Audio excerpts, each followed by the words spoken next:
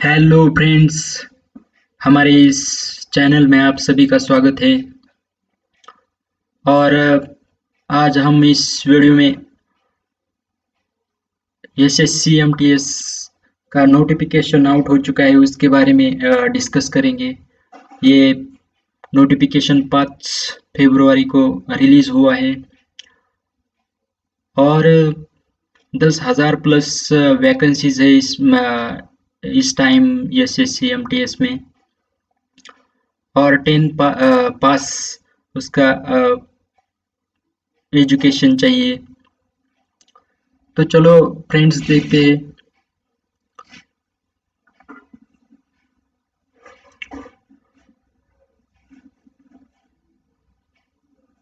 यहाँ पर इस पोस्ट का नेम है multitasking staff selection commission examination 2020। उसका एप्लीकेशन सबमिशन डेट है 5 फरवरी टू 21 3 तक है। उसका लास्ट डेट है एप्लीकेशन ऑनलाइन एप्लीकेशन का 21 March. Last date online fee payment करने के लिए 23 मार्च तक का टाइम है।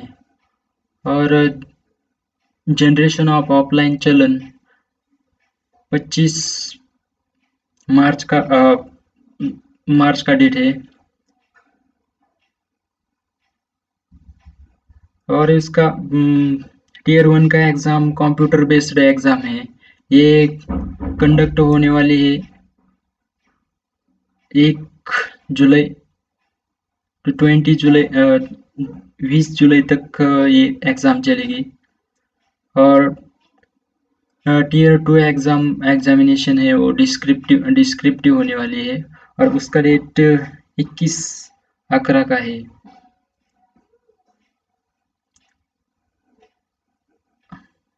फ्रेंड्स, ये general central services group C non gazetted non ministerial post in various ministries का पोस्ट है। इसमें वैकेंसीज फ्रेंड्स पिछली बार 8,000 से ऊपर वैकेंसीज थे। इस बार भी 8,000 से ऊपर वैकेंसीज है। अभी डिक्लेयर नहीं हुआ है और जब वैकेंसीज आएगी will be provided in due course. Update vacancies, if any, will be made available on the website of the commission. Commission के वेबसाइट पर जब वैकेंसीज आएगी तो डिक्लेयर किया जाएगा और वो कैंडिडेट कॉर्नर पर वो दिखाई देंगी टेंटेटिव वैकेंसीज। इसके लिए रिजर्वेशन भी है, उसका हम आगे बात करेंगे। आगे देखते हैं सिटीजनशिप नेशनलिटीज और citizenship Indian citizen of Indian होना चाहिए और सब्जेक्ट ऑफ नेपाल, ये दोनों में से कोई भी होगा तो चलेगा। एज लिमिट है इस पोस्ट के लिए कट ऑफ डेट 1/1/2021 का है और 18 to 25 years as on cutoff of date और 18 to 27 years as on cutoff date। Category wise relaxation age relaxation है। एसटी के लिए SC/ST के लिए 5 इयर्स का रिलैक्सेशन है। ओबीसी के लिए 3 इयर्स का रिलैक्सेशन है। पर्सन विद डिसेबिलिटीज के लिए 10 इयर्स का रिलैक्सेशन है। पर्सन विद डिसेबिलिटीज ओबीसी का होगा तो 13 इयर्स का एज रिलैक्सेशन है। PWS ST SC के लिए 15 इयर्स का एज रिलैक्सेशन है। एक्स सर्विसमैन के लिए 3 इयर्स का है। डिफेंस पर्सन डिसेबिलिटीज होगा तो 3 इयर्स उनके भी लिए और 8 इयर्स डिफेंस पर्सनल हॉस्पिटलाइज्ड होगा तो। और ये आगे भी दिया है, इस आगे देखते हैं।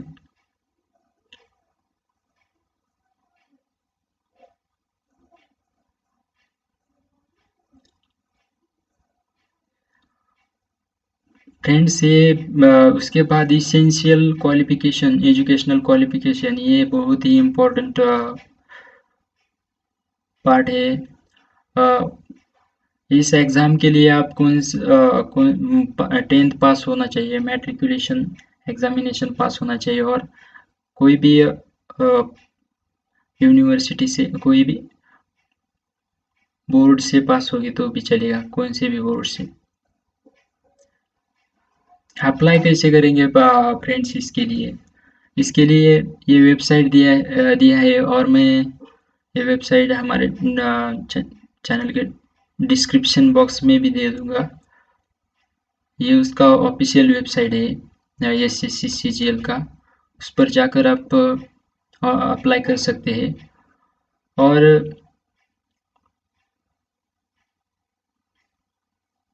यहाँ पर फोटोग्राफ्स आपका JPEG फॉर्मेट में चाहिए, 20 KB to 50 KB तक होना चाहिए।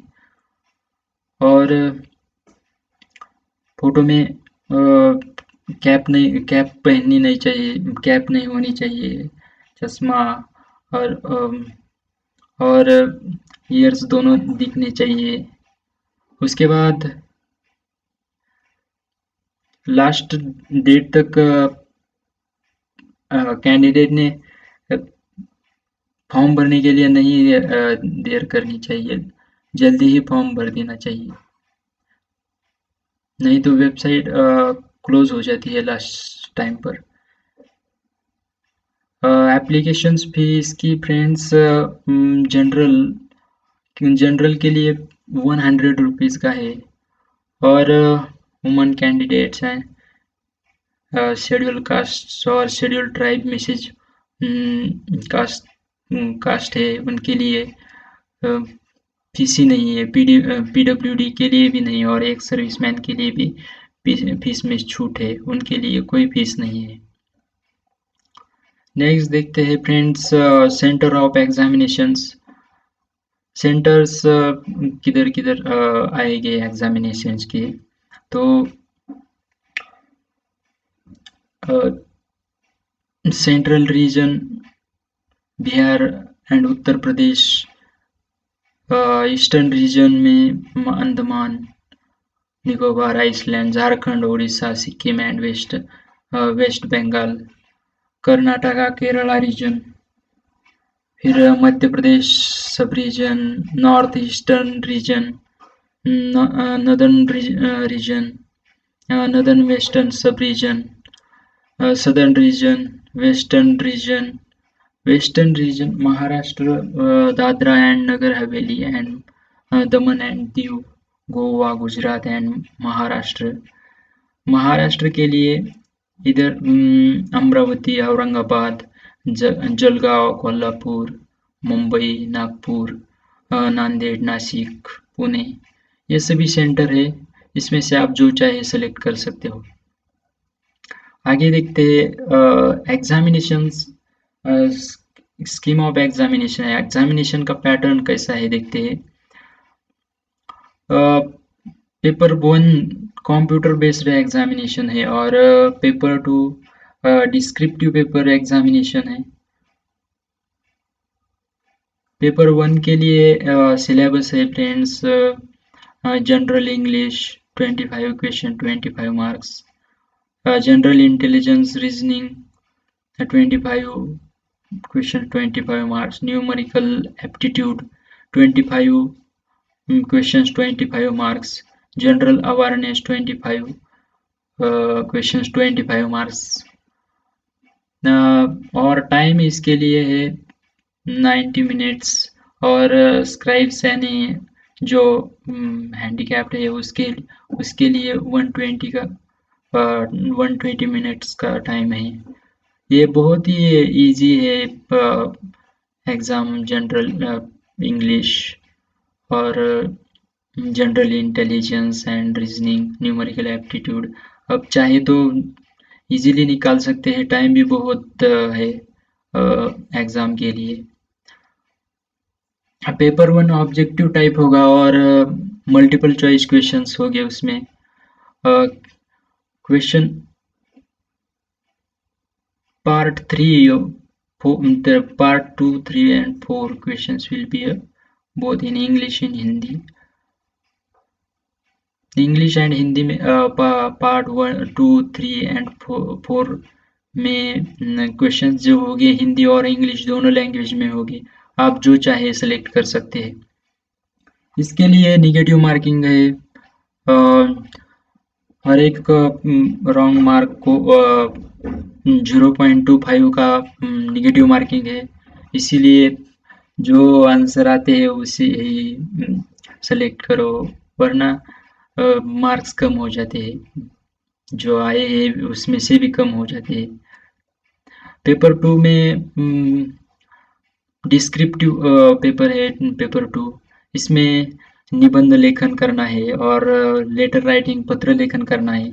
उसके लिए आप 8th शेड्यूल में जो लैंग्वेज है उसमें से कौन सा भी चूज कर सकते हैं आप। हमारी लोकल लैंग्वेज भी चूज कर सकते हैं और इसके लिए टाइम है 30 मिनट्स और मार्क्स, मैक्सिमम मार्क्स है 50 मिनट्स। 30 मार्क्स इजी मिल सकते हैं भी इन इस पेपर में। कोई डिफिकल्ट नहीं है इसमें निबंध और लेटर राइटिंग में।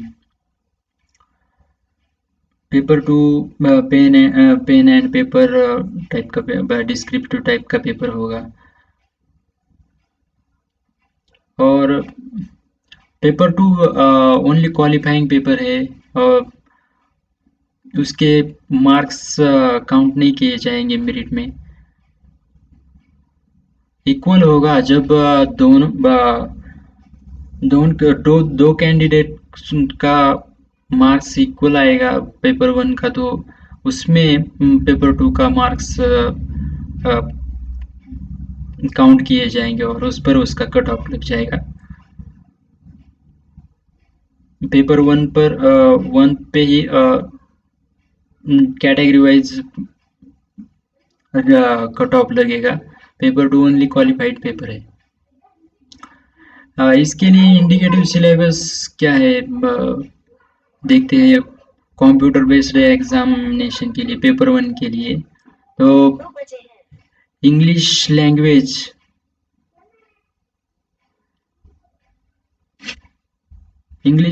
के लिए वैकेबुलरी है, ग्रामर है और sentence structure, synonyms, antonyms and its correct usage, etc.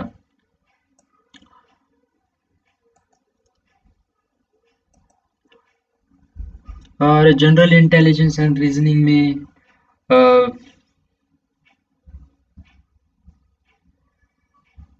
Space visualisation, problem solving, analysis, judgement, decision making, visual memory, discriminating observation, relationship concepts, figure classification, arithmetical number series, non-verbal series, ये सभी topic है general intelligence and reasoning के लिए।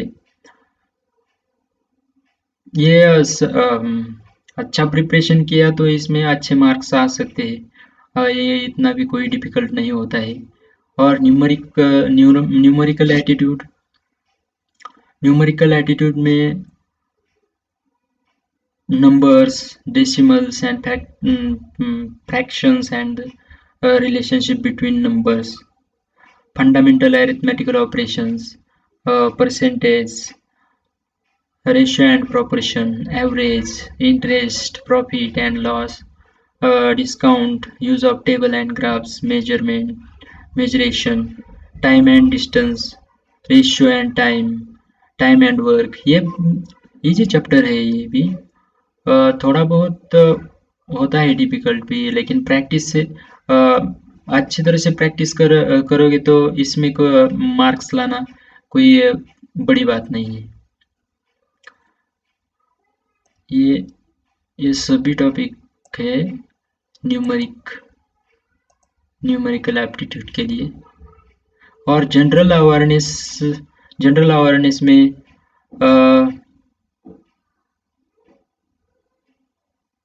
History है, culture, geography, economic science, general polity including Indian constitution and scientific research. इसमें हमारा history होगा, history में कल्चर भी होगा, geography, economic science, general polity में इंडियन कॉन्स्टिट्यूशन भी होगा, भारतीय संविधान, साइंटिफिक रिसर्च, जो नए नए साइंस के शोध है वो भी जनरल अवेयरनेस के लिए होगी। पेपर टू में हिंदी और इंग्लिश दोनों में से कौन सा भी लैंग्वेज हम चूज कर सकते हैं। शेड्यूल 8 में जो लैंग्वेज दिए हैं वो हम कोई उसमें से कोई भी सेलेक्ट कर सकते हैं। आगे देखते हैं मोड ऑफ सिलेक्शन कैसा होगा, ये देखते हैं। ये भी बहुत ही इम्पोर्टेंट पार्ट है। पेपर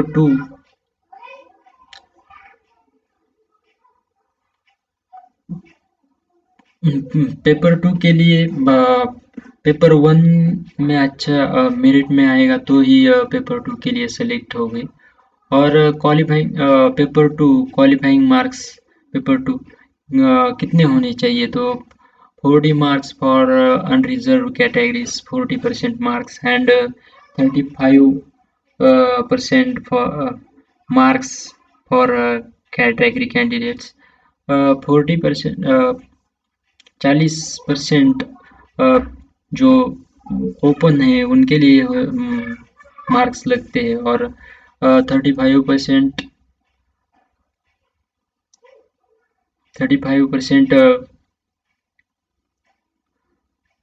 कैटेगरी में कास्ट वाले हैं उनके लिए लगते हैं।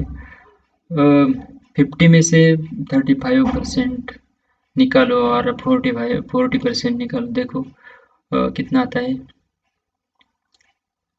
ये क्वालिफाइंग इतने क्वालिफाइंग मार्क्स होने चाहिए पेपर टू में, और उसके काउंटिंग नहीं किए जाएंगे मेरिट में, मार्क्स काउंटिंग नहीं किए जाएंगे मेरिट्स में।